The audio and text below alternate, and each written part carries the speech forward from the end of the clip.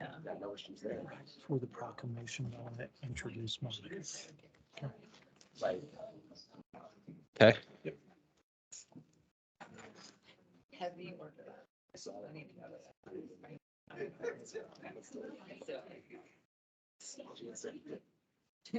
Hey, guys, here we go.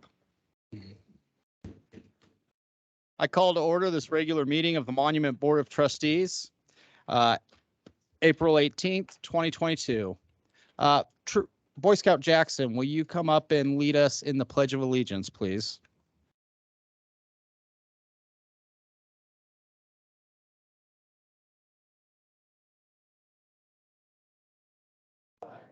United States of America, to the republic which stands one nation under God, indivisible, with liberty and justice for all.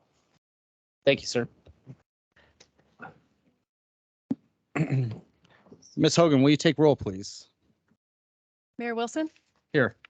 Mayor Pro Tem Elliott. Here. Trustee LeKind, Here. Trustee Romanello, Here. Trustee Shaning. Here. Trustee Stevens. Here. Okay, before us, we have a consent agenda. I would like to offer one modification, and that is the postponement for verbal changes to the Earth Day proclamation. Is the board in agreements with that? Yes. Okay. Are there any other modifications to the agenda? Or a motion to approve the agenda as modified? Motion to approve as modified. Second. We have a motion and a second. Ms. Hogan? Trustee Shaning. Yes. Mayor Wilson, Yes. Trustee LeKind, Yes. Mayor Pro Tem Elliott, Yes. Trustee Stevens, Yes. Trustee Romanello. Yes. That motion passes 6-0. Before we get to our agenda, I would like to recognize our town manager. Mr. Foreman last week was awarded Town Manager of the Year. Twice I've been caught off guard. Mr. Foreman was last week awarded Town Manager of the Year by Colorado City and Colorado City and Manager Association. Is that City and County Manager Association? So congratulations, Mr. Foreman, and thank you. Well deserved. Thank you. If I am to understand correctly, the award will be presented, little presentation at a future meeting or an acknowledgement. It's going to be on the next meeting, May 2nd. Okay, thank you. Mr. Foreman, would you like to introduce a new staff member? That's what I was walking up to. So I know all of our citizens are going to be happy with this and our board's going to be happy with this. Monica, would you come up here and join me? So this is Monica Herjoy, and Monica is our newest finance director. She'll probably be appointed in the future as the interim town treasurer. So Monica worked in accounting and finance for over 20 years in the Chicagoland area. She has a master's degree in accounting and finance and is a certified public accountant. She worked for General Electric, Allstate, Sears Holding Corporation, etc. Moved to Colorado Springs a year ago and will move to Monument in June. Matter of fact, bitch, she's going to live right behind you. What's that? She has 2 boys. Right, sir? What did you say? Oh, we can't hear you? Be over here, sorry. I said, Mitch, our new finance director, is going to move right behind you. Really? Yes. So she has 2 boys. One is a cadet at the U.S. Air Force Academy studying aeronautical engineering, one in Chicago studying electrical engineering. She has a dog and 2 cats and a husband, Julian, who works in IT. So everybody welcome Monica Herjoy as our new finance director. So we walked her around and introduced her to all the staff today, and everybody loves her. She's already promised to make cookies for everybody. So at our next board meeting, you may have cookies. But would you like to say something? I don't know if I'm such a good baker, but I promise to bring some after our Orthodox Easter. So nice to meet you all. I'm looking forward working with you and with the Board of Trustees. Nice to meet you. Congratulations. Thank you, Mike, and welcome aboard, Monica. Agenda item 3B, Arbor Day. Miss Cassie.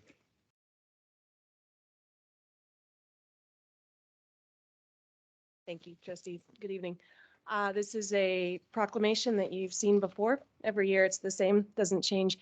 Is a portion of the requirement to fulfill our Tree City designation that we get every year, we apply for. And I believe we're at 25 years being in Tree City, or perhaps this year will be.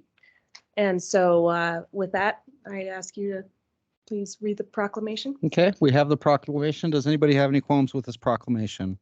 No. Okay. Mayor Pro Tem Elliott, would you read the proclamation, please? Proclamation to mark April 29th, 2022 as Arbor Day. Whereas in 1872, J. Sterling Morton proposed to the Nebraska Board of Agriculture that a special day be set aside for planting of trees. And whereas the holiday called Arbor Day is now observed throughout the nation and the world. And whereas trees can reduce the erosion of our precious topsoil by wind and water, cut heating and cooling costs and moderate temperature, clean the air, produce oxygen, and provide habitat for wildlife. And whereas trees in our town increase property values, enhance the economic vitality of business areas, and beautify our community. And whereas trees, wherever they are planted, are a source of joy and spiritual renewal. Now, therefore, the Town of Monument Board of Trustees hereby proclaims April 29th, 2022 as Arbor Day in the Town of Monument and encourages all residents to support efforts to protect our trees and our woodlands. Proclaimed this 18th day of April, 2022. Thank you, Thank you. Trustee Elliott. And I would add real quick that our Arbor Day is on April 29th, Friday at 10 a.m. We're doing a little bit bigger of a event this year because the Aiken Audubon has partnered with us, and the Colorado Native Plant Society is also coming, and the Colorado State Extension Office. So there's going to be a lot of people there. We have extra plants to give away, and it should be a nice day, fingers crossed. So I hope you can all make it that day. Thank you.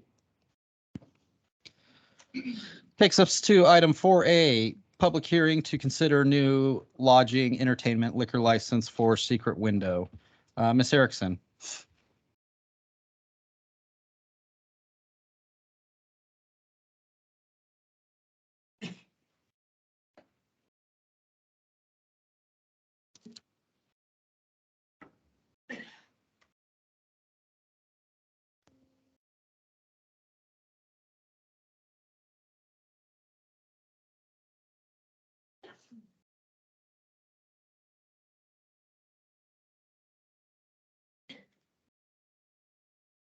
Okay. Good evening, Mayor and Trustees. This is a public hearing for a new liquor license. Anthony and Rhoda Archuleta, owners of Secret Window, have applied for a lodging and entertainment liquor license, and it has been filed with the town's clerk's office. The application was filed on March 11th, 2022. The notice of public hearing on this matter was published in the Tri-Lakes Tribune on April 6, 2022, and posted in a conspicuous manner on the premise on April 7, 2022. There has not been within 2 years preceding the date of application a denial of an application by either the state of Colorado or liquor license authority for the town of Monument for the same class license as the same location or within 500 feet of the same location. Because the reasonable requirements of the neighborhood and the desires of the inhabitants were satisfied by the existing outlets. From the evidence submitted, the applicant is entitled to possession of the premise where the applicant possesses proposes to exercise the license being applied for. The selling of alcohol beverages for consumption on the premise in the manner proposed and the application is not in violation of the Town of Monument Municipal Code or other applicable laws, rules, or regulations of the Town of Monument, County of El Paso, or State of Colorado. The building where the applicant proposes to exercise a privilege of alcohol beverages for consumption on the premise is not within 500 feet from a public or parochial school or the principal campus of any college, university, or seminary.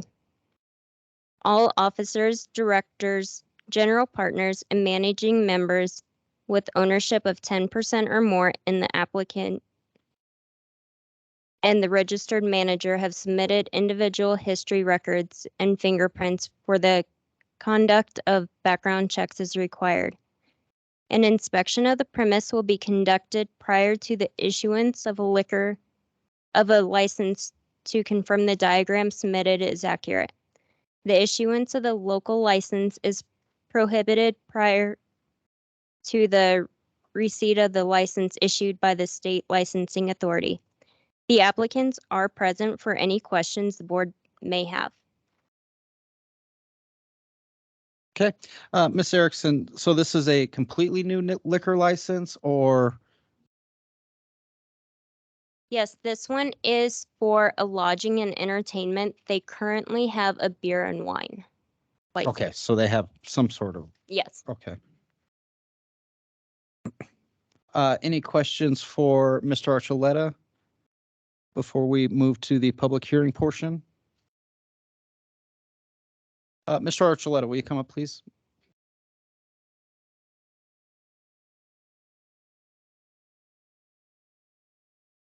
Hello. So you currently have a beer and liquor license and you've had that for quite some time, correct? We have had it for many years.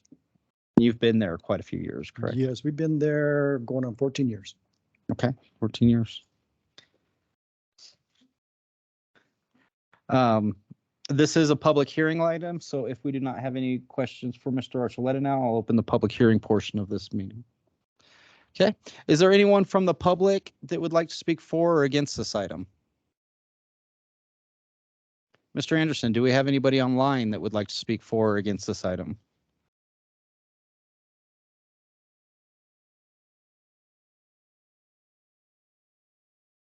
Okay. Then I will close the public hearing portion of this item and bring it back to the board for further questions, comments, or a motion.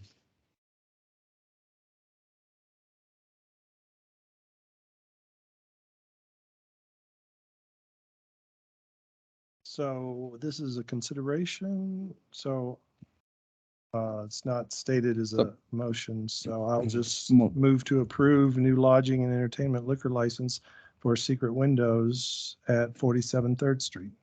I'll second. We have a motion and a second. Ms. Hogan, will you take roll, please? Trustee Shaning, Yes. trustee LeKind, Yes. trustee Romanello, Yes. trustee Stevens, Yes. Mayor Pro Tem Elliott, Yes. Mayor Wilson. Yes. That motion passes 6-0. Thank you, Mr. Archuleta. Thank you. Item 5A, Tri-Lake Silver Light Alliance, Ms. Bagnall.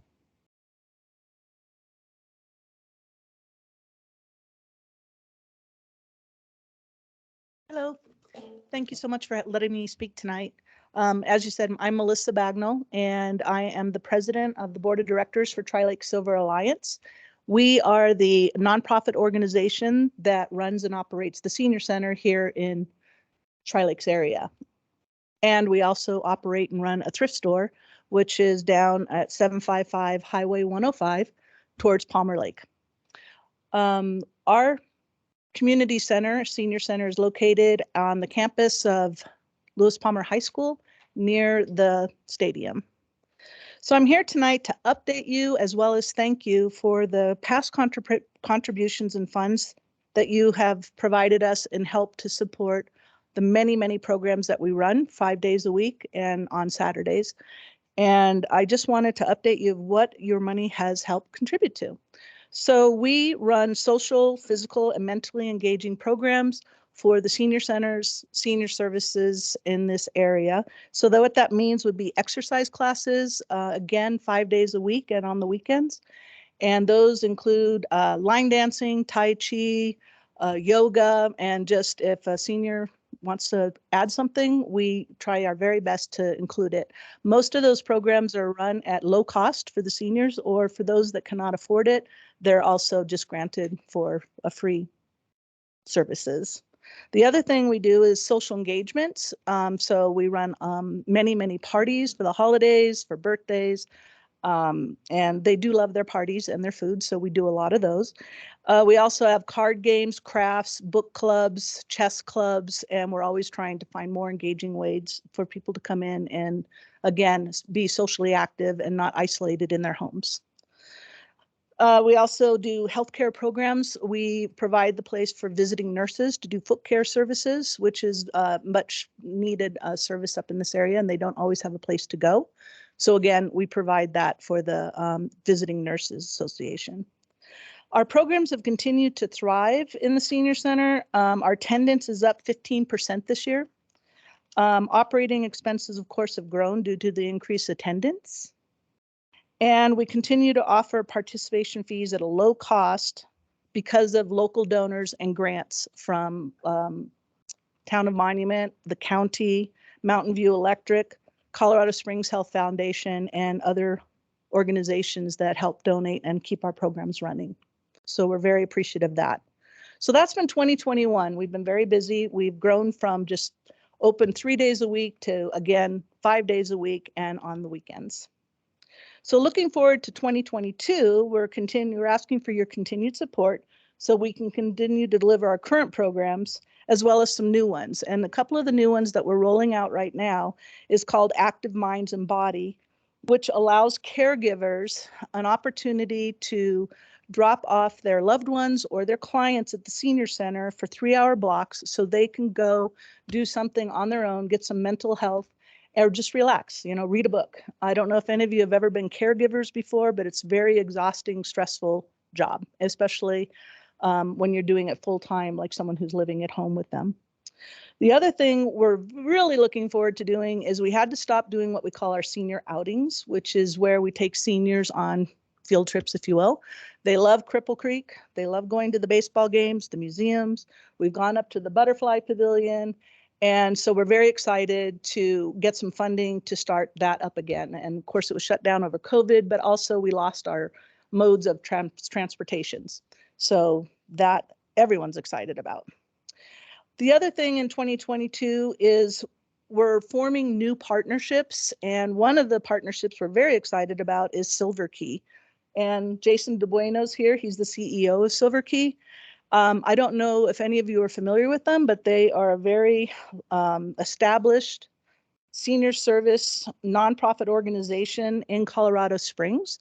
They service Colorado Springs, Fountain, Falcon, and a little bit up in Teller County, as well as they've actually had a presence here in Colorado or Tri-Lakes area, providing hot meals at the Mennonite Church. And I believe it's 3 to 4 times a week. And we also support that with bingo and bringing seniors over to the senior center afterwards to provide all of them with, again, social stimulations and exercise, whatever they want.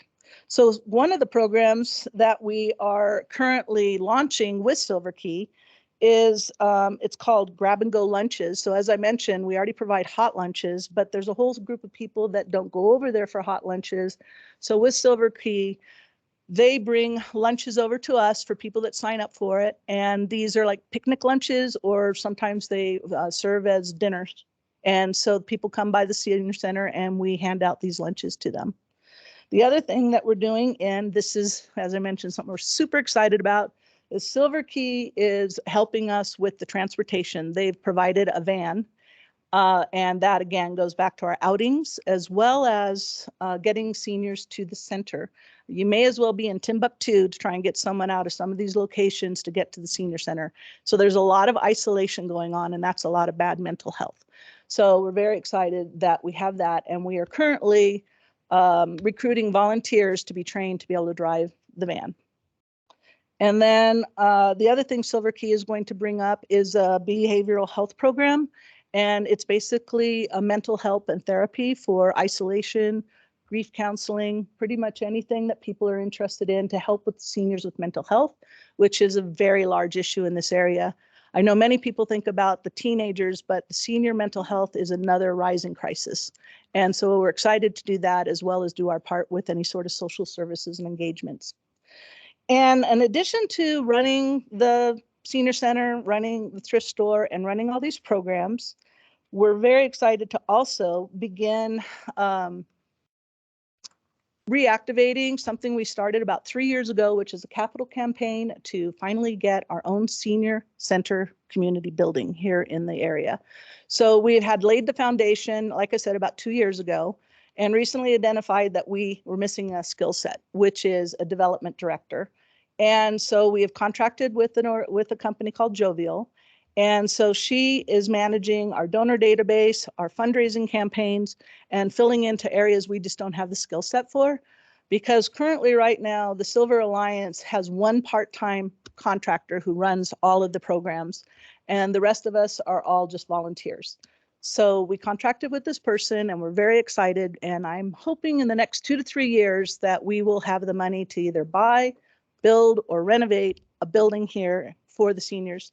Because again, as I mentioned, our attendance has gone up, and just logically, the amount of growth that we have in the area, as well as you have Jackson Creek, Bethesda, and all these places coming in and building for these seniors, a senior center and a place to call their own is a very important item as far as community service for this important population.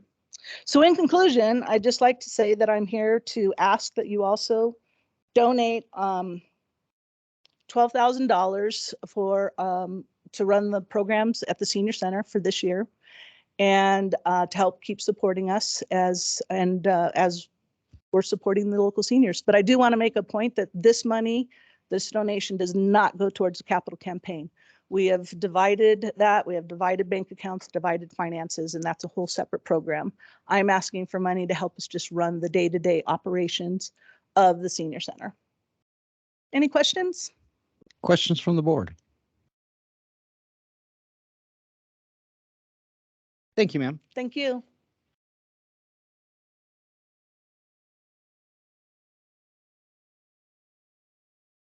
This takes us to item 5B, Home Rule Charter Commission. Ms. Sellers. Good evening, Mayor and trustees. Thanks for having me tonight. My name is Catherine Sellers. I was counsel to the Home Rule Charter Commission. And I'm here to kind of open this up and answer any legal questions you may have, but I just want to give you a brief overview of where you are right now in the process. So in your packets tonight, you have the presentation of the charter from the Home Rule Charter Commission.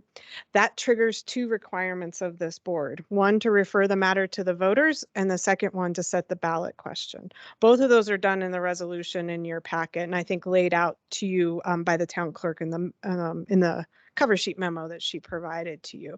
So those are automatic requirements. They are actually, for the first time, not discretionary actions that you take. They are ministerial, and you automatically do them. The presentation of the charter just triggers those 2 requirements, and they move forward, and hopefully you'll be on the ballot in November when you have your coordinated election with El Paso. So I'm going to turn it over to Steve King. He's here to talk about substance in the charter and other questions you may have about substantive issues. And again, I'm here to answer any legal questions you may have about process or anything else. So Thank you. Mr. King?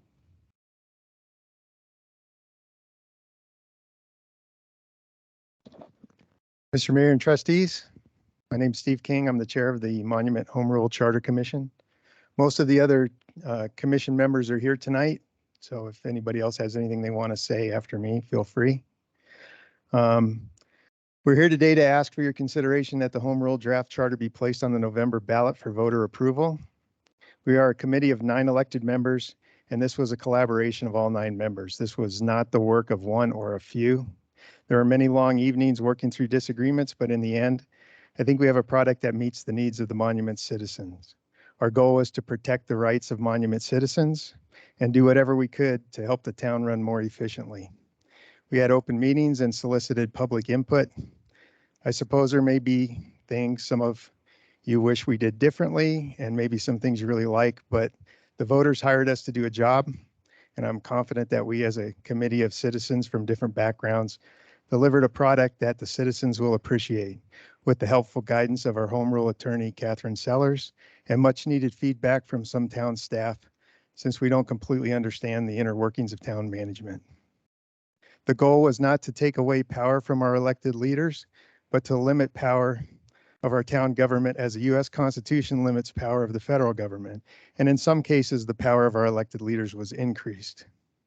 We provided any tools that we could to allow the town to collect revenue as seamlessly as possible. We reviewed numerous charters and statutes for this charter. So now on to the highlights. So the charter redefines trustees as council members. It's just a procedural thing. We did that mainly because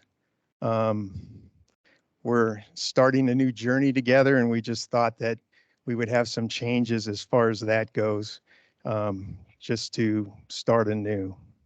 We did, however, maintain the town status.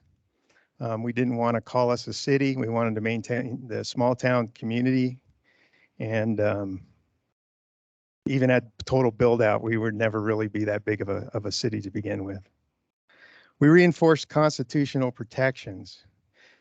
We prohibit any elected officials from restricting in any way either the United States Constitution or the Colorado Constitutions in the Bill of Rights. We define representative districts. We broke the town into 2 residential districts so that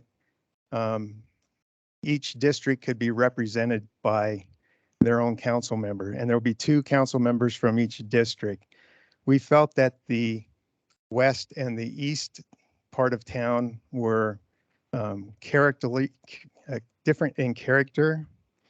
We tried to balance the population bases out, so we incorporated the village north of Higbee as part of the western zone, and then the entire western zone is 1 district, and then south of Higbee is the other district, which gets the population fairly close. And that can be adjusted as populations change.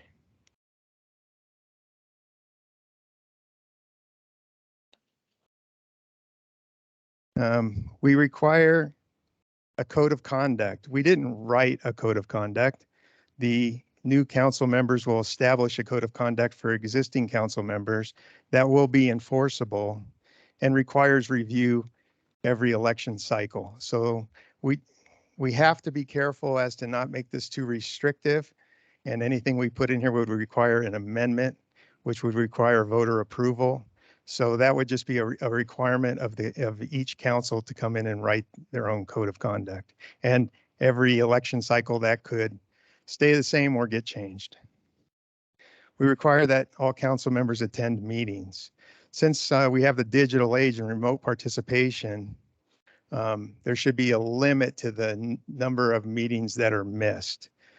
We consider virtually to be the same as attending. And if there are certain number of meetings missed, then that can be up for disciplinary action from the council. We restricted emergency ordinances.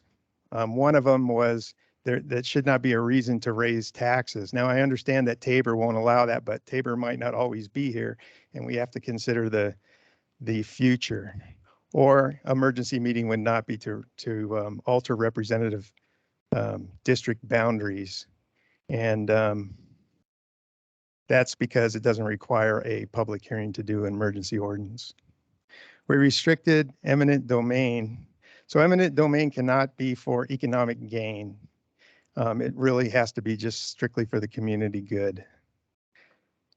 We require that the town manager reside within the town boundaries.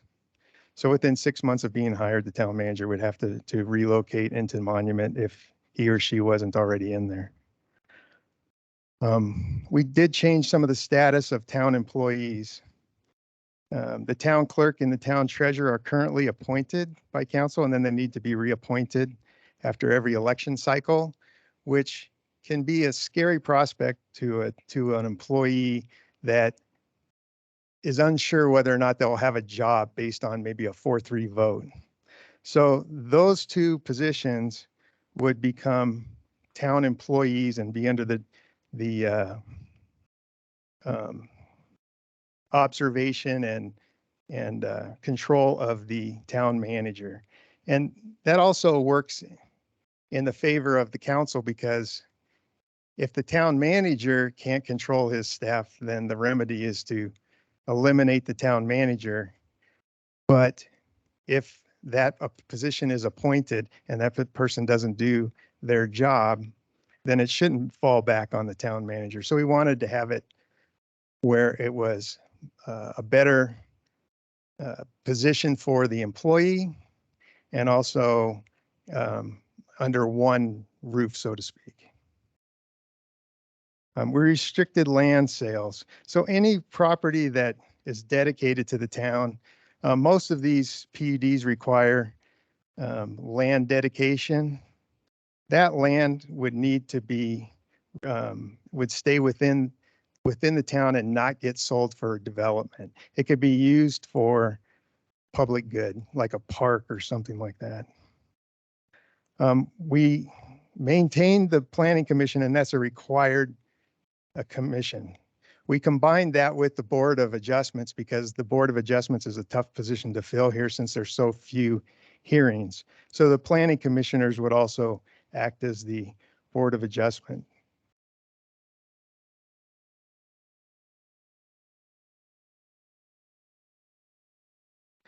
We require voting, so there's no abstaining. The only reason to abstain would be if there was a conflict of interest.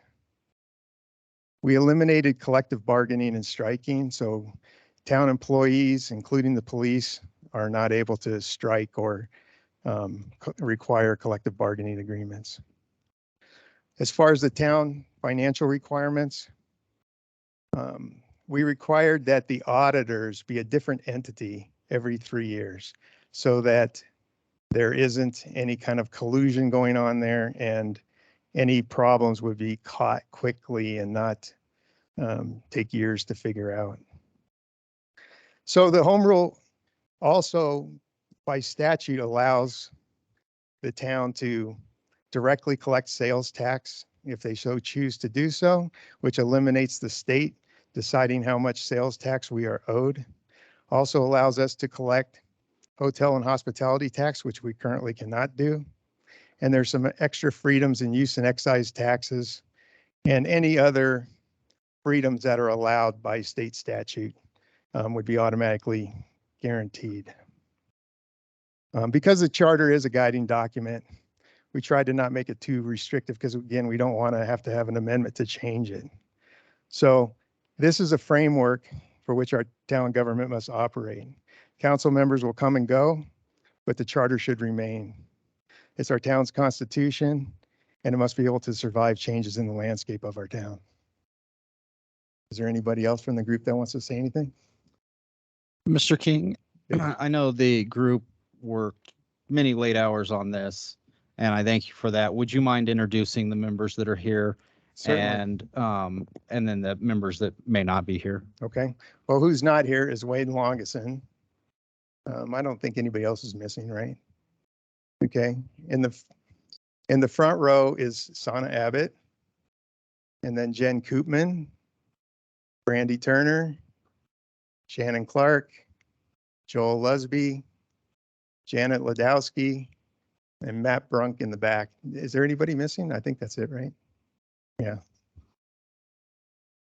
Well, thank you all for your work on this. And at this time, we'll turn it over to the board for questions and comments in regards to the charter.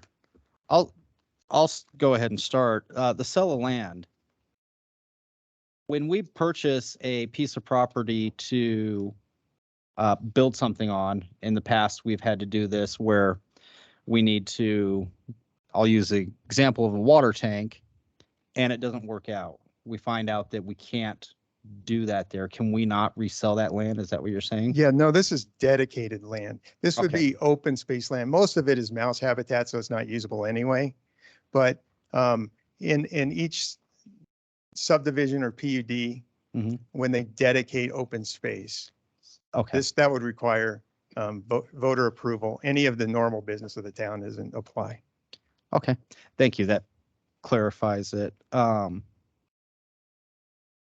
Then I had one other question, and this might be a question for Ms. Sellers. Under removal from office, twice censured, the position shall be deemed vacant in the next regular municipal election. I didn't know that that was possible. This is legal? Because a censure is just.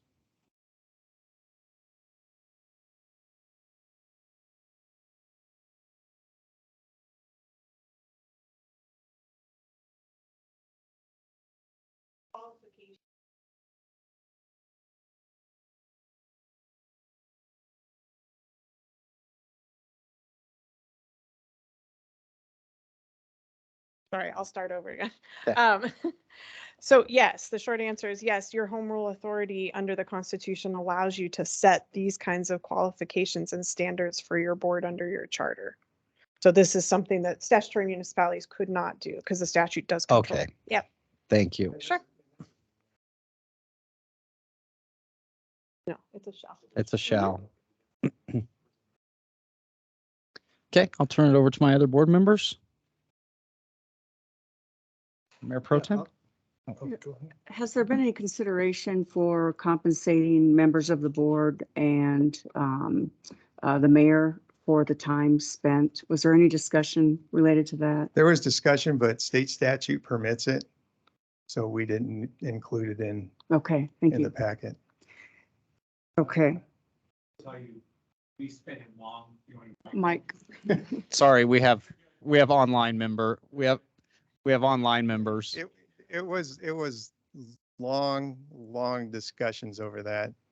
And in the end, state statute allows it. I mean, most charters will put it in, they just write what the state statute says, that the council can vote on that, and it goes to the next term. So it's already permitted. And then there's no change then as far as the applicability of the comprehensive plan to the town related to this charter. No change. Yeah. I don't think It's applicable. Well, you can amend it as needed or as determined by the town. Yes. Okay. Yes, absolutely. Yeah, the comprehensive plan is not addressed in the charter. Those two things don't really overlap. I Okay. guess is how I put it. Okay, thanks. That was another long evening talking about the comprehensive plan. I do have one more question, and that is, how many people on average from the public outside of you all attended these meetings? We had one regular attendee that was at every single meeting. And that was no And we, more and than we that? had one or two others early on, and that was really it. We had Mm. quite a few at the hearing, but regular meetings, no. Thank you. Trustee Stevens? Yes, I too want to thank all of you for the hard work you put in. I know these processes are very tedious and grueling, and sometimes they can do that. Question I had is on the budgetary section, I didn't see a balanced budget requirement. Is that because of Tabor that you felt that was constitutional, or but I didn't, or maybe I missed it? I don't think we addressed a specifically balanced budget. Did you want to add something? I think I can answer your question. It's part of the local budget law that still applies to you as a home rule municipality. The local government should have a balanced budget and not run a deficit. So you're saying that's in our ordinances? No, Right. that's in the state statute, which still so there's a local government budget law, Okay, and that still applies to you as a home rule municipality. If Okay. you were to become home rule, it applies to you now. So there's no big change there. right, yeah, I was just curious that whether Yeah, we. no, they didn't actually discuss it at all. So I don't remember. Oh, well, not while I was there. So. Okay, so another question I have is, you guys changed the clerk and the treasurer so they report to the town manager. Right. And as you're aware that in the county, the clerk and recorder is an elected position and the treasurer is an elected position, and that's to provide autonomy from the county administrator. And so one of the things that I did appreciate about the state statute, I know this has been a painful process in the last 2 years, especially for our treasurer, and so there's that, like you brought up, there's that fear of, will I get hired, so to speak, when the vote comes up. But my concern is I believe there needs to be some level of autonomy. So I mean, our town manager is a fabulous person, and I love him, but the next guy that comes in, could he be in a situation where he threatens the treasurer and said, you're going to do this or I'm firing you? And then that way there's no, how shall I say, independence on behalf of the treasurer and also the county clerk. There could be duress on the clerk to say, hey, we want to make sure this person. Now, I'm not as concerned about that because now we're on we've switched to November, and so the counting and everything will be there. But I'm concerned. I'm concerned that in future, administrations, there could be that abuse. Was that an issue that came up at all, or was, I mean, obviously you discussed it to make the change. Yeah, we talked a lot about checks and balances were always a big thing that we discussed. When we came down to those particular positions, we felt that we could always get a higher quality person if there's somebody that has more of a guarantee of a job and doesn't have to worry about a new council coming in and a 4-3 vote eliminates their position. And we felt that since that's under the direction of the town manager, that there's none of this blaming going back and forth. Well, that wasn't my employee, I can't do anything about it. And that's your employee, really, so you need to deal with it.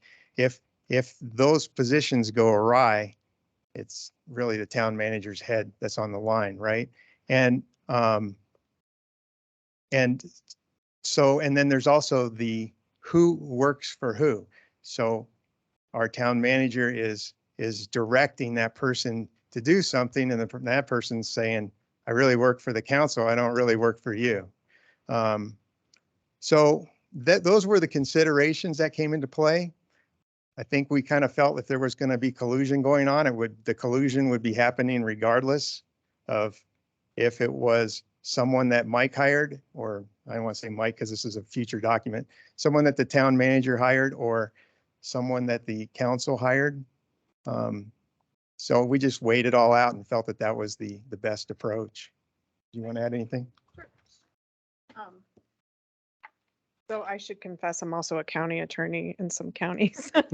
But so I will say, if the citizens vote to approve this charter, you're going to be getting a town manager. And that town manager is to deal with the day-to-day business of the town. Your involvement is to tell them where the ship goes, and he drives the ship. And part of the day-to-day management of the town is items that the town clerk and the town treasurer do. And I'll say in the communities I represent that have that structure, it actually does work very well. In the rainy day situation that you're talking about, where you have a rogue town manager, you're going to have a multitude of other issues. And I don't want to speak for your town attorney, but that's what your town attorney is there for those people to go to him or her and say, Mike's making me do this thing and I think it's illegal, and please talk to me and help me through it, that kind of thing. And so that's what your town attorney is there to help them deal with issues like that and to alert you if there's a bigger problem. So okay, thank you. Sure. And I will say we left the town attorney at the pleasure of the council for those reasons, to keep that separation so that he or she is not working for the town manager. That was our checks and balances with that, as far as that goes. And Ms. Sellers, if I recall, the state statute where the board appoints the treasurer and the clerk, that roots from like 100 years ago when those statutes are very old. The board was yes, where the board was appointing a member of the board to fulfill those. This was long before it was paid staff. Yes. Oh, yes. Yes. They have, Okay. I mean, I don't know how old they are, but my guess is they haven't changed in my lifetime. And I'm about to be 45, so there's that. I think they were just copied from before. And we maintain our same course of action if there is an issue, which is, a personnel issue. We can have an executive session or, those problems I think the board will see coming as we have in the past. We did have one in the past where it wasn't a board employee, it was a town manager employee, and it was addressed in executive session. Through your town manager. Through the town manager. So that stays the same. That stays the same. Thank Yeah, you. It's my understanding that through state statute, we do not have the ability to micromanage other employees. Basically, we manage, the attorney and the town manager, and it's their duty to, manage the others. And so that's still in the way it is. Is that correct? Correct. What I'm hearing is that even though those two positions now come under the town manager, as you continue to say, we have some control over, how the town manager steers the ship. So I'm wondering what the logic was from changing the requirement to oust the town manager from a majority vote to 5 votes, especially considering that there are, as far as I know, no other situations except for the eminent domain that you added where we would require 5 votes. That to me seems very restrictive for the Board of Trustees. Appropriations of money. Yeah, we had a few supermajority votes required. The main reason for that, I'll just speak to what's potentially upcoming. We have a lot of vacancies possibly happening here, and there'll be potentially a bunch of new people in, and when you get those types of situations, if someone comes in and votes 4-3 to just change everything, when you have a good town manager, it's difficult to watch somebody get fired that easily. We felt that if the town manager is truly bad, it should be unanimous.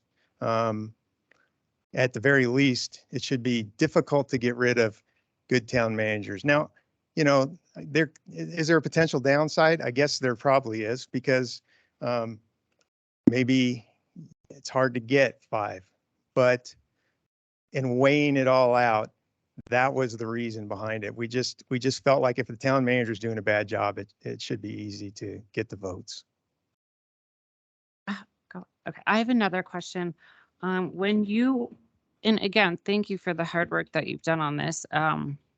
When you wrote this and changed the age requirement to 22 to run for the Board of Trustees, what is the logic there? To run for district attorney in Colorado, you have to be 18. To run for RTD Board of Directors, you have to be 18. To run for State Board of Education, you have to be 18. So why did this commission feel that they know better than the voters and that the voters could not just exclude a 19-year-old or a 20-year-old? This, to me, what an attorney mentioned to me earlier today, would seem to be ultra virus in that it oversteps the boundaries of the Charter Commission, because you have taken what should be left to the voters and put it into your own hands. Well, I'll speak just for 1 second, and then I'm going to let Matt talk here. But there are numerous charters that are at 25. And this was probably an entire night of conversation. I'm gonna let, because he's poking me, I'm gonna let my constitutional expert stand up here. Come over here. No, I'm passing out. So as you can, this is from the state website. You did correctly say that these are the ages of 18. However, I think that there is a big difference between state. Can you wait until you're in front of the mic to speak, please? I can't hear you. Sorry, Mitch. So you think that somebody who's a district attorney should have less strict barriers to run for office than somebody who's a trustee? That's a great question. So I'll get to that. So as you can see right here, the federal requirements of president is 35, U.S. representative is 25, U.S. senator is 30.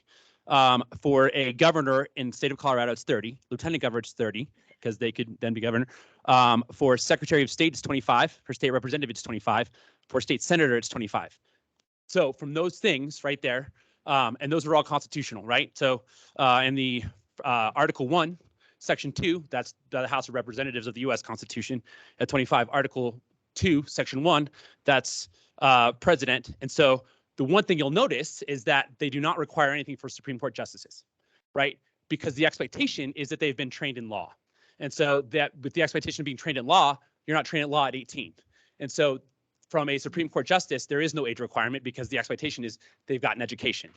We settled on 22 because the belief is that you can get an education and have higher education at 22. There are many places throughout everywhere in our entire country has age requirements. And so I'm not obviously discussing with the lawyer that you're talking to, but I think there's been a precedent set not only at a state and local level, but a federal level that it would just be a common sense that you'd have some sort of age requirement in there because, again, we're not doing anything crazy. We're not doing anything uncommon. We're actually making the level of entry much less than anything else on here. But we do believe there should be a level of responsibility and a level of maturity that is required for the state or for the board, council members. So somebody who's eligible to serve in the military and buy alcohol is not mature enough to run for the Board of Trustees, and you're putting that in your hands versus the hands of the voters. Furthermore, furthermore, you also increase the residential requirement to 2 years, Sure. which is more than you have to live in your district if you're running for state representative or senator or anything else. So I'm just trying to understand the logic of how this commission took into their hands what should be left up to the voters to decide, and you took that away from them. You keep saying that, but I guess I would ask you to respond to my comment of there's age requirements for every single position we talked about that are higher: president, U.S. representative, senator, governor, lieutenant governor, state representative, state senator. Those all have higher requirements. So I don't believe we're taking anything out of the voters' hands, because if that's the case, then we should remove all of those things by amendment and say that we remove all requirements and give them all back to the voters' hands. Those have set the precedent of qualifications. We believe we're falling in line with those qualifications. So you now believe- to answer your second question, I'm sorry, could you restate your second question one more time? Why did Yes, you? absolutely. So we talked about that. Yeah, good call. So basically, let's say you move here and it's effectively 2 years anyway, right? Because you move here and you miss that first election because you're not here for a full year. That second year will be up. So there's really not a huge difference application-wise from 1 year to 2 years. And we also just kind of felt like that there are people that could be they could move here with a desire to use it as just a stepping stone. And so we wanted to make sure that whoever moves here values our community. And most of the time, the people who've been here for longer than 2 years, yes, that is more of a stringent requirement. You're 100% right on that. We just felt like that was appropriate for our community. The average American spends 1 year and 8 months in each residence. That's nationwide. Okay. So the barriers to entry that have been placed on running for trustee, you cannot compare to attorney general, district attorney, state representative. Those are paid positions. Those are jobs. This is a volunteer board. Sure. So why would additional barriers to entry be placed on anybody who wants to get involved in their local government? Okay. I think you're jumping the shark on that one. You can absolutely get involved in your local government. Steve King is involved in local government. I'm involved in local government. We ran for home rule. There was not an age requirement Plus, for you're home rule. saying everybody So- has to take the path that you took. No, but I'm saying there's a lot of ways to get involved in home rule or involved in local government without being on a being a council member or board of trustee. And to say that's the only way to be involved in local government. And I didn't say that. You- I said you put barriers to entry for them to be involved in local government. Sure, and be involved in this manner. And I find that to be highly inappropriate and highly disenfranchising to people who want to run for office. I hear you saying, and I think and I'm going to pass it over to Jen. We spent a lot of time on this. And so we absolutely understand what you're saying and hear what you're saying. I think, again, based off of federal mandates, and again, you're right, this is a volunteer position. And there is the major reason why we chose not to have it be a paid position is because, again, if you look at the 27th Amendment, passed in 1992 of the federal constitution, it basically pay raises only will take effect after the next election. there was a concern, and that was found by James Madison, or was talked about by James Madison. There's a concern that the federal government could abuse the pay raises. And we feel like that's a potential for future boards as well. Not this one, but future boards. And so we felt like the only opportunity we really truly had was to remove the pay decisions away from this board. And the only way we found that was to potentially be effective was to have be like minimum wage, because that's out of the control of this board. And we also felt like that's not enough for you, right? And so there's not a huge difference between $12 versus $0. And so we just felt like that was one of the things that was like, because we felt like that would be a slap in the face. And I'm so not concerned about the pay. I understand, but I'm saying that's the reason why this board is voluntary and will continue to be voluntary. And so that was the argument that you made, was that these positions are paid positions, and that's why there should be a qualification. We're not arguing that these shouldn't be paid positions completely. We understand there should be a need for pay potentially, but the reasons why we didn't, I'm telling you that. But we also see the level of impact that they can make on local government and the power that they possess.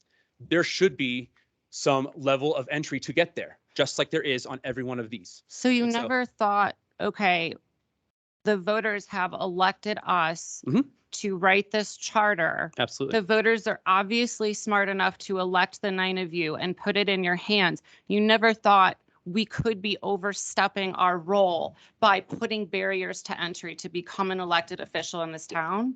Yeah, absolutely. Based on what I've already given to you, we don't see it that way, Okay. but we have Catherine and Jen, so I'm going to stand back. Thank you. So I just want to clarify something. So not only are you not the final decision makers, neither are they. So if the voters don't like this restriction, they can vote the charter down.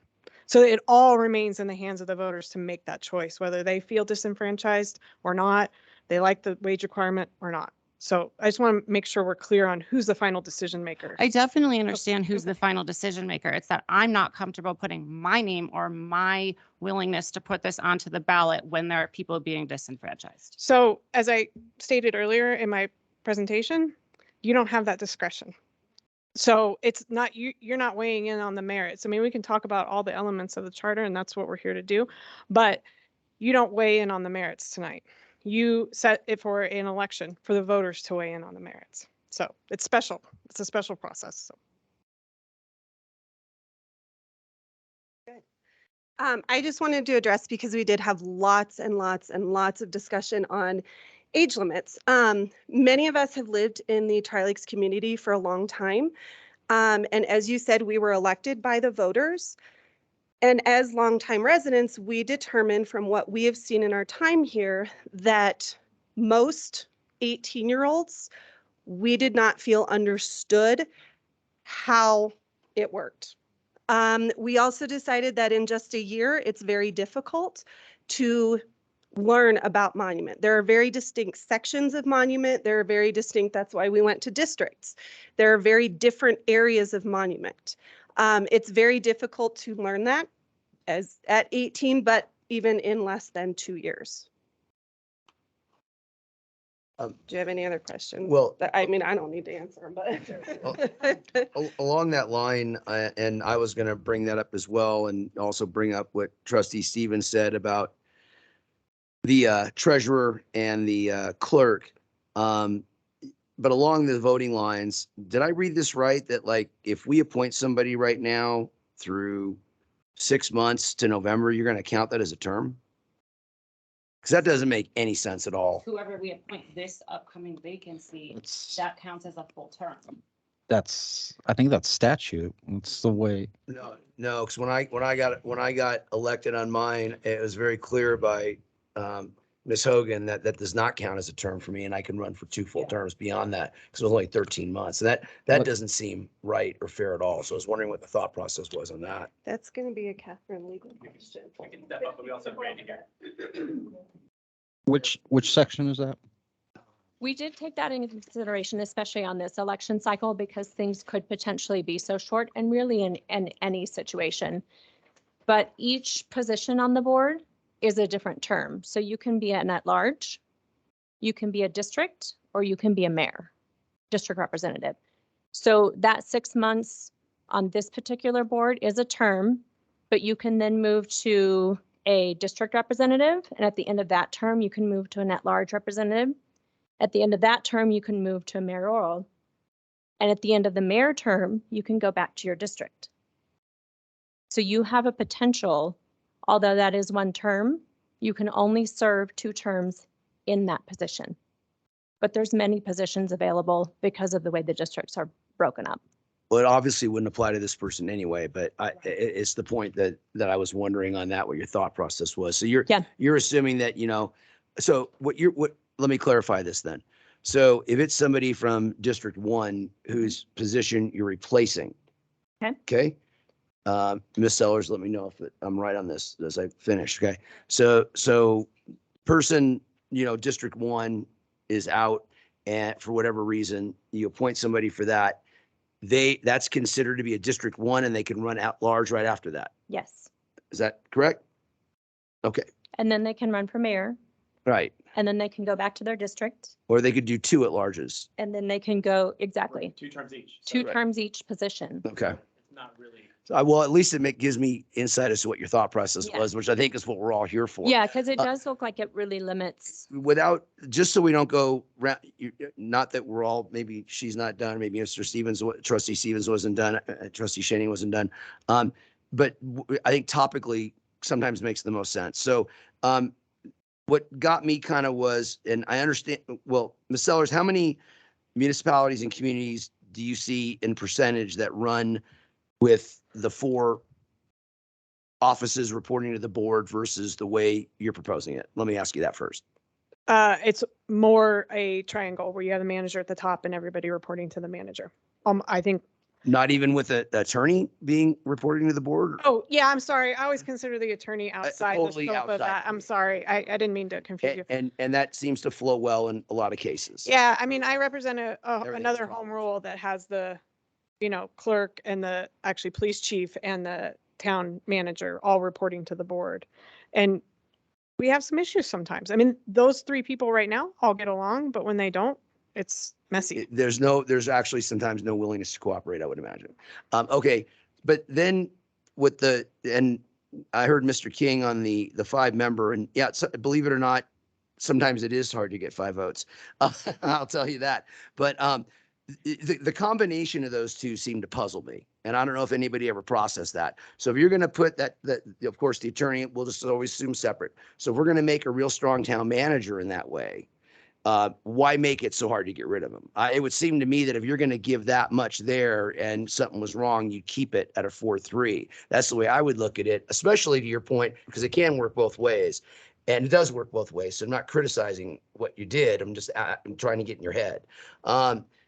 If it's that difficult to get rid of them and you have a lot of greenies as you were worried about, but again, we're not worried about this upcoming election. We're worried about this being a future running document, right? To your point. Right. So if you get those greenies in, they just might be afraid to want to fire a town. It could go both ways. So I'm wondering how those 2 corresponded to you guys together. Well, again, and I just want to reiterate that you can go both ways. Okay. I'll agree with you on that, but more often than not, if you have a bad town manager, you should be able to get the votes to get rid of the person. And as opposed to having a coalition of people that just want to change everything out. It just seems to me that, well, when you have a good town manager, and I think we have a good town manager now, I'll say that, working. No, seriously, working. Mike was sitting at the table with us because he had to, babysit us in the place. But I understand a lot more about town government than I ever did before, and I appreciate that it's difficult to do, and he's got to wear a lot of hats, and he's got 7 bosses sitting up here, and I get that, and just so when you have a good town manager, it should be difficult to get rid of them. If there's a bad town manager, you should be able to get the votes. That's where the discussion went, and that was the thought process.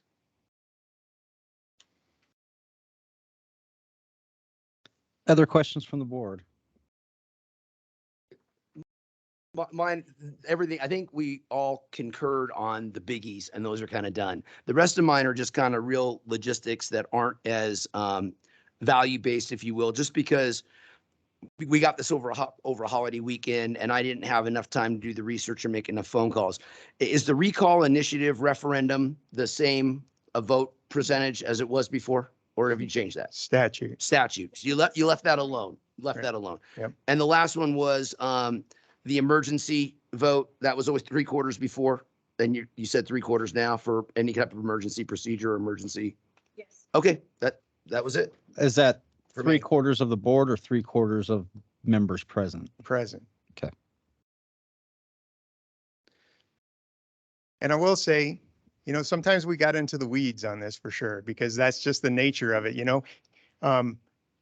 Her boss said to us at the beginning, you're going to want to write ordinances, and this is not the place to write ordinances. And when you sit up here, you kind of want to write ordinances, right? You see problems, you want to fix them. But yeah, not doing that. But Catherine brought us back every time we would get off track, and, you know, said to us, no, you don't want to do that. You want to do it this way. And, you know, she kept us more mainstream. I mean, you get on this commission and you want to do something real special. You know, you kind of think your town is real special and you want to do special things for the town. And, but in the end, we have to let you guys do your job, and we can't tie your hands behind your back. By the same token, we want the citizens to be protected too, and it's a balancing act, and we want the town to run efficiently. And that's really where we came from when we did this. Okay. Any other I could questions? say from the board? something. Go ahead, Trustee LeKind. First, I'd like to thank the entire commission for the time and effort that they put in on getting this accomplished. I know that there were many nights of people spending on a weekly basis, including those that showed up at town hall in a tuxedo. So thank you, Joel, for dressing up for the occasion. You know, at first I did have an issue with the age limit that obviously my fellow trustees have brought up. But I want to thank Matt for specifically pointing out the logic and reasoning behind why you came to that. I'm still not a fan of the age restriction, but at least now I have a better understanding of how you came to that determination. And I also appreciate the fact that you took to heart that you went along the lines of both the U.S. Constitution and Colorado Constitution in the restrictions that you placed on what the board can and cannot do. Because in the end, this is to protect the citizens from the board, not the board from the citizens.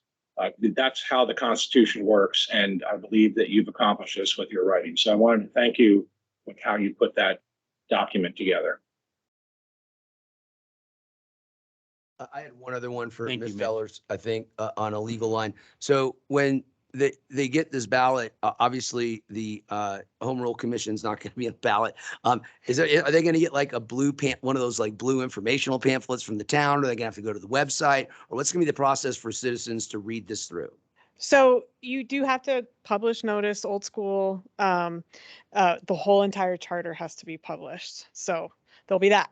I would recommend getting it on your social media, getting it on your website, getting it everywhere humanly possible for people to access and read.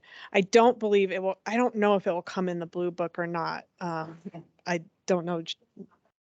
Yeah, That's for Tabor state. issue notices. Yeah. And this is a question. Yeah. But it is currently on our website and it will be published in the Tri-Lakes Tribune, the full text. Yeah. Here at Town Hall, whatever works.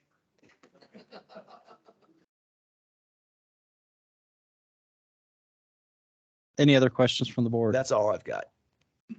Okay. Again, I want to thank you guys. And I will say you guys were elected to make these decisions. And though this board may not agree with all those decisions, that was your prerogative. We live in a representative government where we elect people to make these decisions for us. And you guys have done a great job putting this together. Even if there are some things that we want to question or be concerned with. So thank you guys very Well, much. thank you, and I appreciate the questions, and also keep in mind, there's 9 of us. So, you know, it's not one person that sat down and wrote this, and there was lots of arm wrestling going on over lots of things, including the age restrictions and residency requirements. But in the end, we vote like everybody else votes, and majority wins. So, you know, that was the process that we went through as well. So we tried to deliver the best product we could. I was remiss in saying it. Thank you all. Thank you very much. Thank you.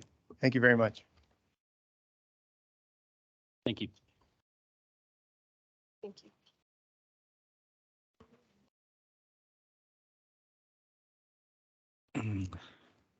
That takes us to item 6A, resolution number 29, 2022, a resolution referring to the registered electors of the town of Monument, a ballot question on the proposed home rule and setting of the ballot title. Ms. Hogan. Well, I feel like the resolution has already been given quite a lengthy introduction, but what the passage of Resolution 29, 2022 would do is basically refer this question to the voters, to the town of Monument, and then give the clerk the direction to effectuate anything necessary to make that happen. The ballot title was provided by the town attorney, is very clear. Shall the proposed charter as drafted by the Town of Monument Home Rule Charter Commission be adopted as a home rule charter for the Town of Monument? This question would be referred to the November 8th, 2022 election, which is already a regular election. And I guess basically asking you to pass this because the elected Home Rule Charter Commission did its job and submitted their proposed charter. So. Thank you. Any questions from the board? So there is no opportunity, just to clarify, for any of this to be changed. I just want to publicly ask that. Okay. And with this, you mean the actual ordinance? I mean, the actual document? Yeah, no.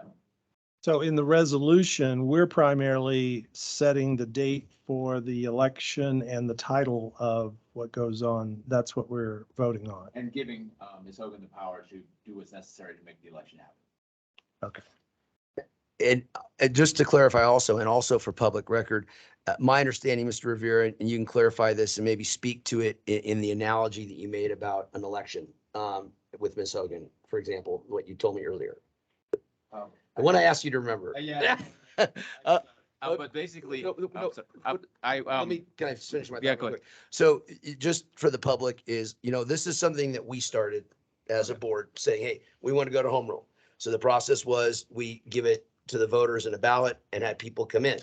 And then at that point, when you fulfill your duty of doing it in time, providing a document, it's our job to give it to the voters. It's not our job to approve what's in it, disapprove what's in it, or anything else. So anybody that's listening and watching that, I want you to be very clear on that, okay? And so the analogy you gave me was it would be like us passing a resolution to ask Ms. Hogan that we need to have an election this year, correct? Like when we do that. So you want to speak on that real quick, please?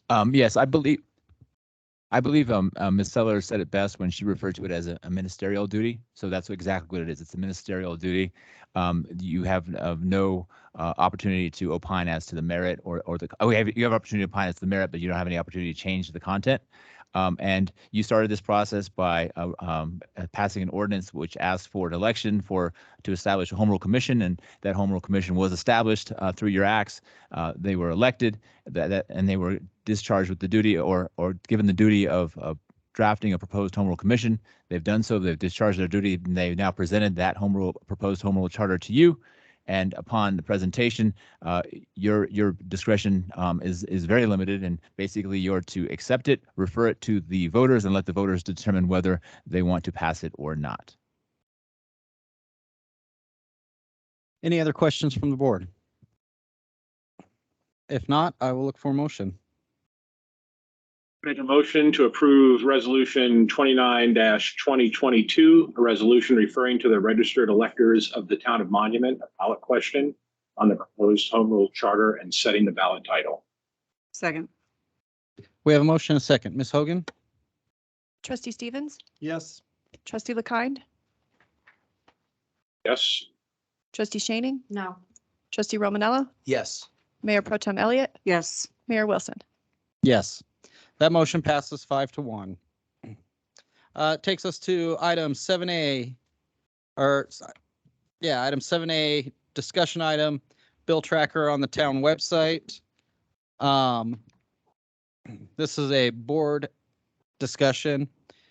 We have been working with Fountain in a combined lobbyist effort, and it was brought up that maybe we should post that information, our positions on the town website. Mr. Foreman, have we already done that? We are waiting for direction from the board, but as soon as we get direction from the board, we have the capability of posting that on our website. Okay. I think in the, as part of our transparency, I think that would be something we would want people to know, so we could be contacted if there is concern. We can make Is that the happen. board in agreement with that? I agree. Okay. We'll make that happen. Other discussion items. Does anyone have any, does town staff or the board have any other discussion items? Okay. This takes us to the public comment portion of our meeting. Would anyone from the public here in person like to speak at this time? Ma'am in the back? Okay. If you'll.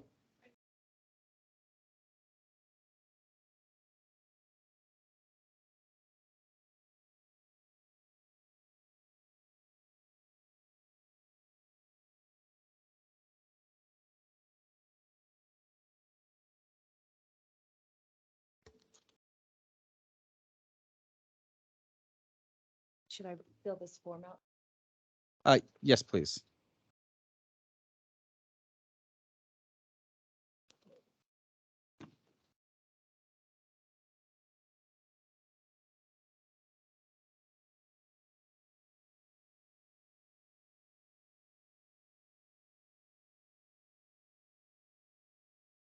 Ma'am, do you have one more copy? Yes. Or did we miss?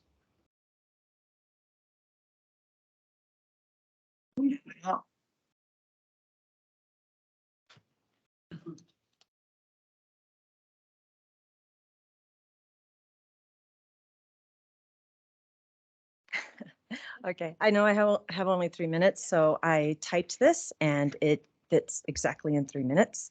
Good evening, honorable mayors and the board of trustees. I am Christine Malmborg, the founder of Dragonfly Paddle Yoga, which offers stand-up paddleboard yoga classes.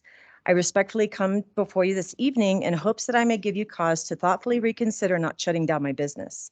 Immediately following the adoption of Ordinance 08-2017 allowing lake use permits, I then received an invitation by email from Town and Monument staff to apply for one of only 2 permits that would be available. With that green light, I started my business, obtained all the necessary licenses and insurance, and spent tens of thousands of dollars in equipment and training. I was overjoyed at the warm welcome I received by Town and Monument with the maxim, "We are committed to the success of your business." My goal with Dragonfly Paddle Yoga is to help individuals experience all the benefits of practicing yoga, develop a deeper understanding of nature's role in our well-being, immerse in the healing powers of water and nature, and connect with a community of like-minded individuals. I am the only business to offer this unique health-minded service in the area. This venture is not a hobby for me. Teaching yoga and running this business is my profession, career, and livelihood. Plus, it's my passion. I enjoy being of service to others through yoga, and it gives me a deep sense of fulfillment. I'm grateful for the wonderful support and encouragement I've received from Town and Monument since 2017. In 2019, Town and Monument endorsed the nomination of Dragonfly Paddle Yoga as Best Yoga Studio in Monument. With this, I felt the sincerity in the town's maxim, "We are committed to the success of your business." I operated only 3.5 months of the year and only 2 days per week in the mornings, early afternoons, Memorial through Labor Day weekends. My max capacity is 10 per class. I therefore have a relatively small presence at the lake. My services are more than a mere outdoor attraction. They meet the demand for a locally based outdoor recreation activity that contributes positively to the individual's health and well-being. Women comprise 90% of my business, and they mark on how empowered they feel learning a new skill. For many, it's their go-to source for yoga classes in Monument. More than 50% of participants are repeat customers. These customers contribute positively to the local economy as they tend to stay in town to eat, visit the farmers market, shop, and fuel up for gas. I have a deep and immense care for the natural environment. Since 2017, I've been a steward of the lake by picking up trash, leaving no trace, and educating and inspiring all of my students to learn and respect the local ecology of the lake and in doing our part to care for it. Every year since 2017, I have volunteered my personal time and business resources to participate in the annual Creek Week cleanup by hosting a cleanup event in Monument Lake. We have collected hundreds of bags of trash, and our efforts were commended last year in the Town of Monument newsletter. When I received news that I would not be offered a permit for 2022, I was not only confused, I was utterly devastated. Being a single female endeavoring to make a living operating a small business is a dream come true and is no small feat. All of my hard work and financial investment to build this modest small business and monument was obliterated. The financial impact is unrecoverable since there isn't another lake in Monument I can operate. I respectfully request your continued commitment to the success of my business in the town. Will you kindly reconsider your decision and allow me to operate on the lake? For reference, Colorado Springs has a single sub-concessionaire for stand-up paddleboarding. Perhaps Dragonfly Paddle Yoga may be grandfathered as the concessionaire sub in Monument Lake. My business has made a positive contribution to the economy of Monument and the well-being of the local community. Thank you so much for your time and consideration. Thank you. Do we have anyone else who would like to make public comment? Ma'am?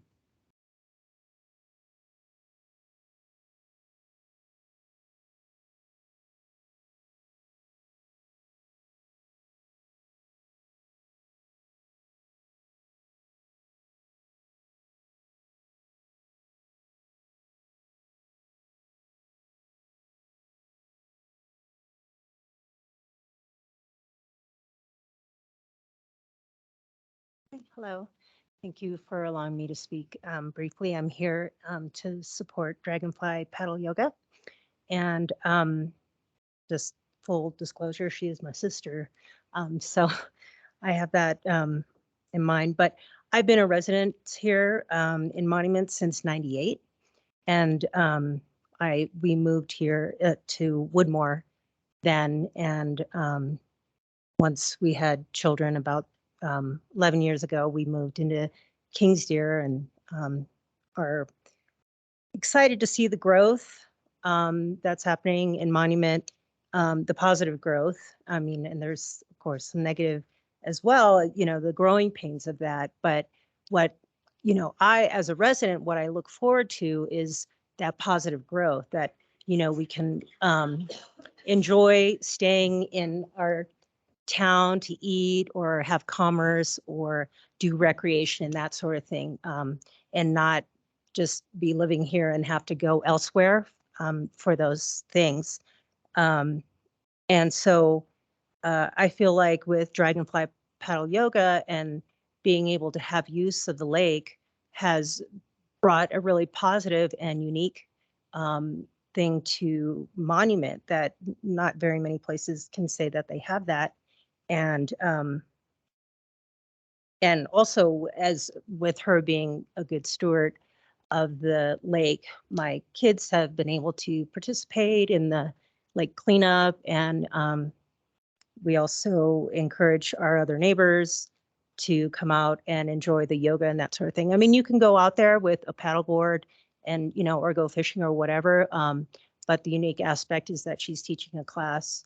And, you know, it's a 90-minute class, you're in and out and that sort of thing. But it's such a beautiful area and I wouldn't want to have to go anywhere else to do that. I mean, drive up to, I don't know, Aurora or something like that to that reservoir. So I would just say that please reconsider your decision and think about the grandfathering aspect of that. And that's all. Thank you. Thank you. Do we have anyone else who would like to speak? Sir.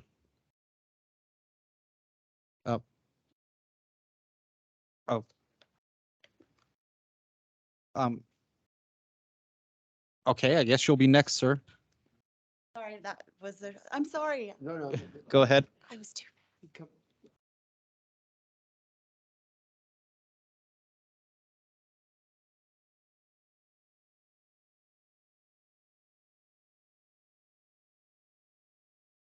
All right, 3 minutes. Okay. Hi, I'm Jolene Bales. I'm a resident and patron in the town of Monument. I'm a Colorado native and active duty service member. I'm here speaking on behalf of Christine and Dragonfly Yoga. I'm honored to call her my teacher and my friend.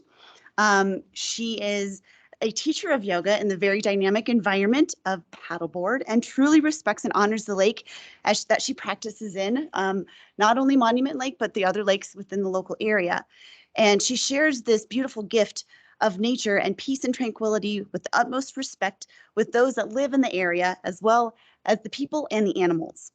The classes are an attraction for the local community from Denver to Colorado Springs, as there is nothing like her class offered within the local area, thus resulting in added commerce to the town of Monument, as those that go to the farmers markets, coffee shops, gas stations, restaurants after participating in her class. Christine is as much a standing figure in the town of Monument as the beavers that live in the lake. She personally is a part of my Saturday morning routine, so I am a fan of her 8 a.m. class. I attend her class, then I go to Serrano's for my morning coffee. I go to the farmer's market, and then I go check out the local garage sales in the local area. She serves the local area. She's done this for over 5 years. Every summer, she has a local draw to the community. She's positive, respectful, peaceful to the Lake of Monument. She has this holistic mutual support for the local community. Her business adds to the culture of this town in a very, very positive way. Her utmost respect and mutual understanding for the lake and what it provides for this town. She and her students have participated in lake cleanup days, but for her, every day is a cleanup day, and she does her due diligence in caring for the lake, the parking lot, and the surrounding trails. She is low impact and adds to the experience of the lake.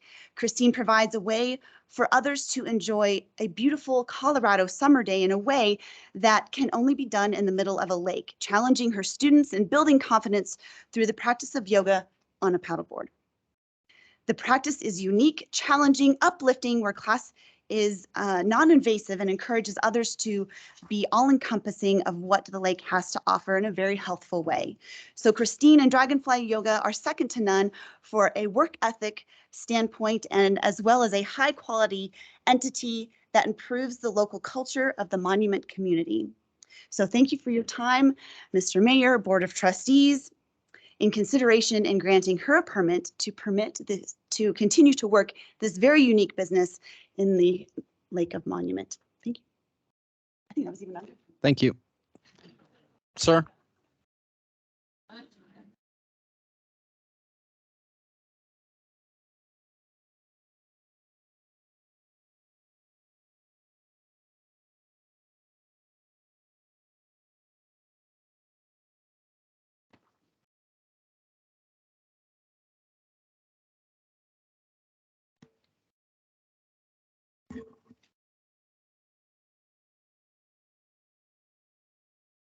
Hi, guys. Mayor and trustees, Town Malley, been here for 30 years in support of Christine and Dragonfly. Yoga's not just for girls, guys. And the letter she received from the Parks Department, it referenced traffic down there. I've been down there several times this past summer. We're there in the morning. There's very little traffic. The parking lot's a third full, maybe. There's a few kayakers, a few paddleboarders, and a couple fishermen. Also in the letter, it said something about several people wanted permits, so all were denied. She's been doing this for 5 years. I'd just like you to reconsider it. It's a healthy, fun activity that should be promoted up here. We want stuff like this. It's good for people's physical and mental health. Thank you. Thank you. Is there anyone else who would like to speak? Ma'am?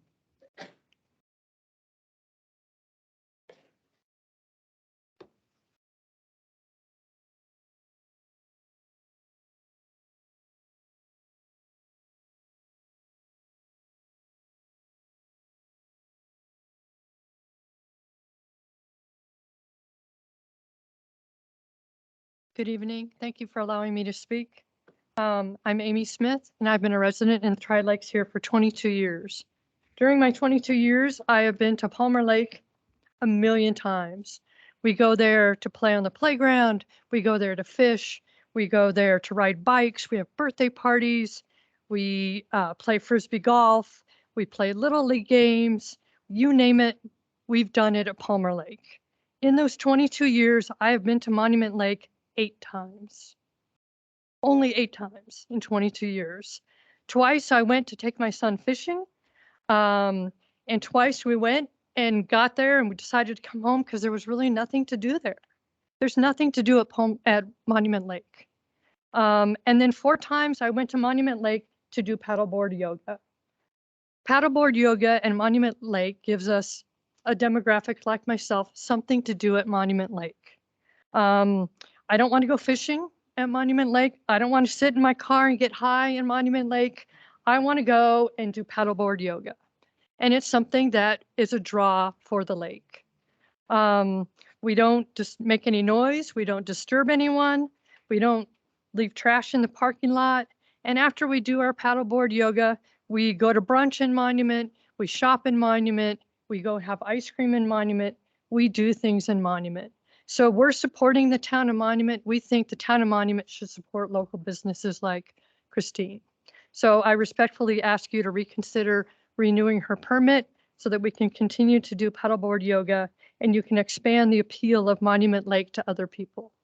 Thank you. Thank you. Would anyone else like to speak? Ma'am?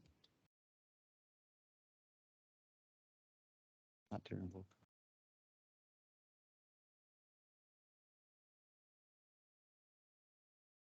Hi.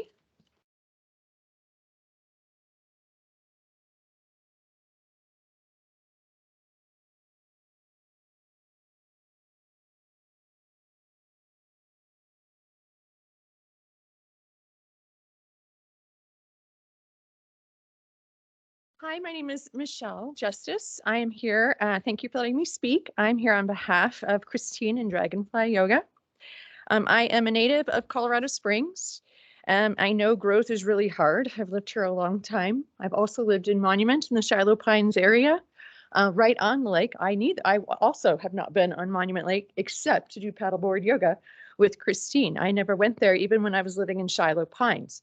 Although I do remember, somehow I remember watching some sort of a band sort of in that area before we had a whole housing subdivision.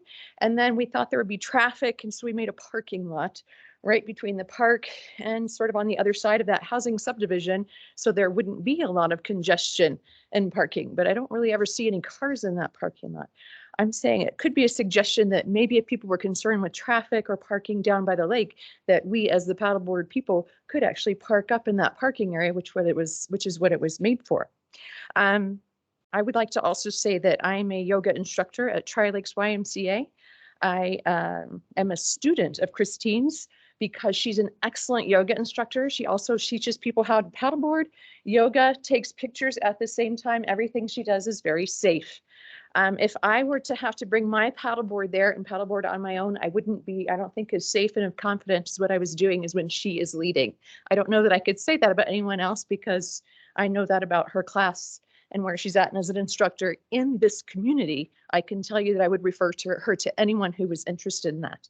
I am part of the group, of course, who goes and shops in Monument afterwards, eats in Monument with my group. I would advocate for anybody else to do that and contribute to the community. I think there was something else I was going to say. I do have a sister-in-law, her former sister-in-law, who owns Finders Keepers on Palmer Lake, and she did rent out paddleboards once upon a time, and she thought it was a huge pain in the butt, so she had somebody else do it. I would like to say on behalf of Christine that she does it on her own. She makes sure that all of the paddleboards, I've watched her do it. She makes sure that we launch out safely, come back in, that they're all clean, that we haven't left anything there, and she puts the paddleboards back on the van. I've not even had to do that as the person paddleboarding and doing yoga. She does that whole thing. I think that's really responsible. I'm not really sure. Maybe somebody else wouldn't do that. I don't know. Was there anything else I was going to say? I don't think so, but I do think if you want to do paddleboard yoga with Christine, I would absolutely tell you to pick her class to go on Monument Lake. Thank you for listening. Thank you. Ma'am?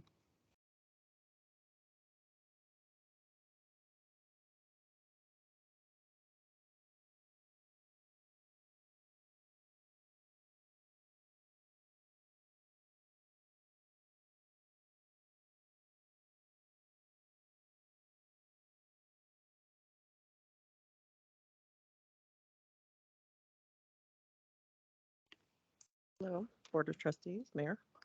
I am here on behalf of Christine and Dragonfly Paddle Yoga.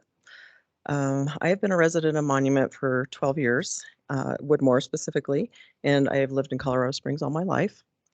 While this is a fairly small community, there is a lot that Monument has to offer. One of those things is summer activity at Monument Lake. Dragonfly Paddle Yoga has been a mainstay there for the last 5 years. I have recently started taking Christine's class at Monument Lake, and as a resident here, I feel this business has a positive impact on our town.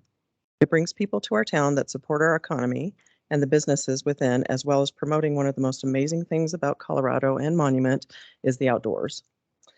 While I understand that other businesses may want to also operate on Monument Lake, Christine's stand-up paddleboard yoga classes are a welcome and essential need for anyone who has ever taken her classes.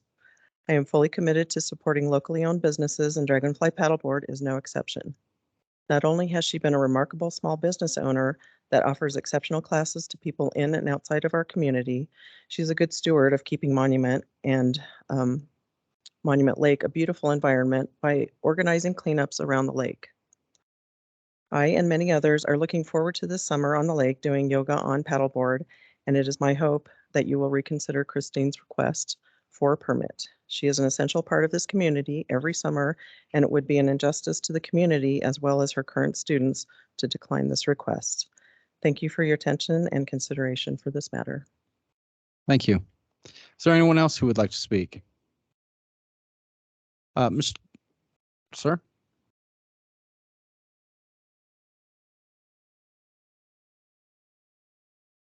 Hi, my name is Fred Free. I live at 15861 Lake Miss Drive in Monument. Question, during the presentation on the Home Rule Charter Commission, they brought up the subject that they could not unionize here. And I was just wondering, because I know you guys couldn't ask a question. My question is, there state or city or county rules that says that they can't have that opportunity? And if you could tell me, I'd appreciate it. Thank you, sir. Is there anyone else who would like to make comment? Mr. Anderson, do we have anyone online that would like to make comment?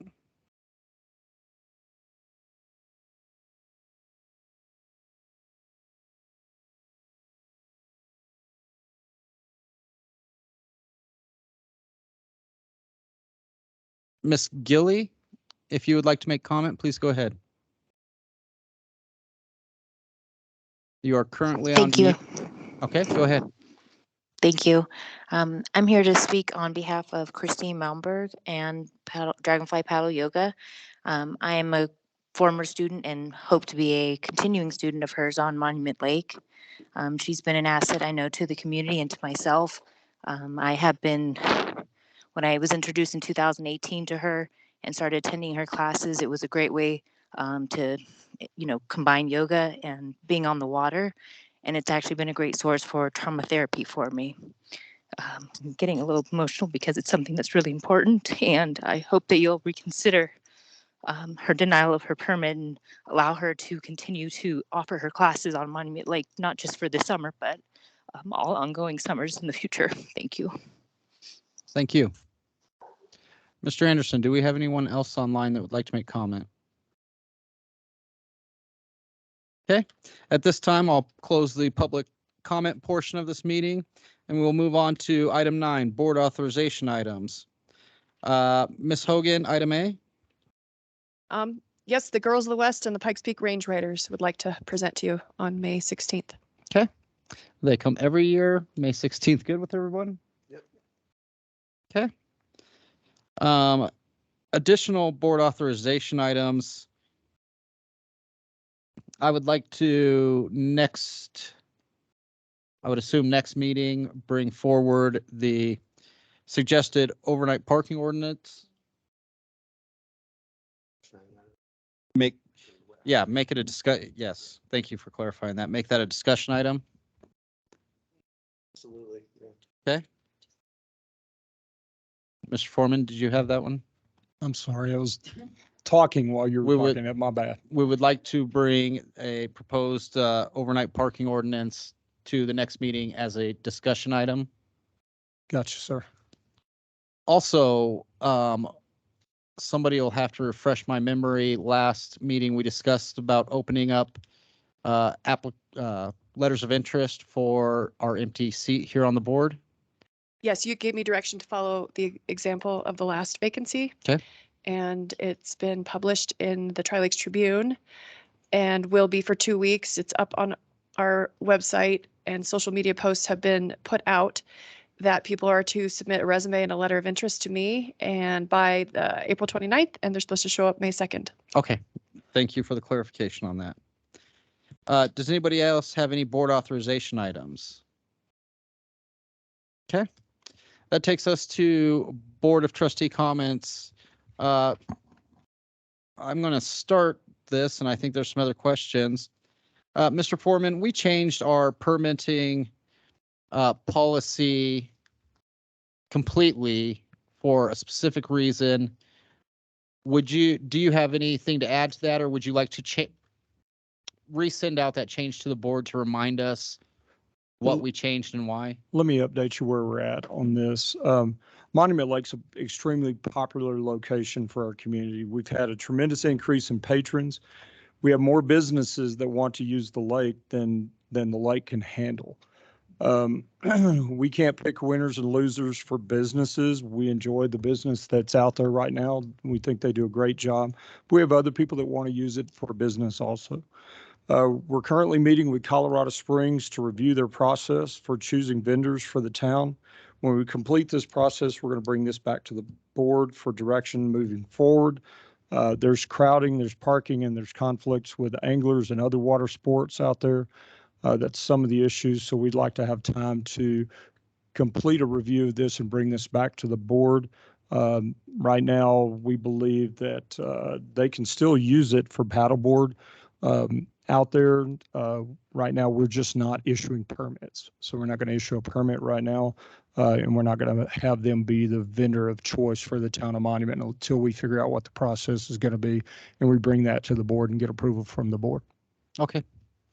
Thank you very much. I hope that provides some clarification. You bet. Other Board of Trustee comments?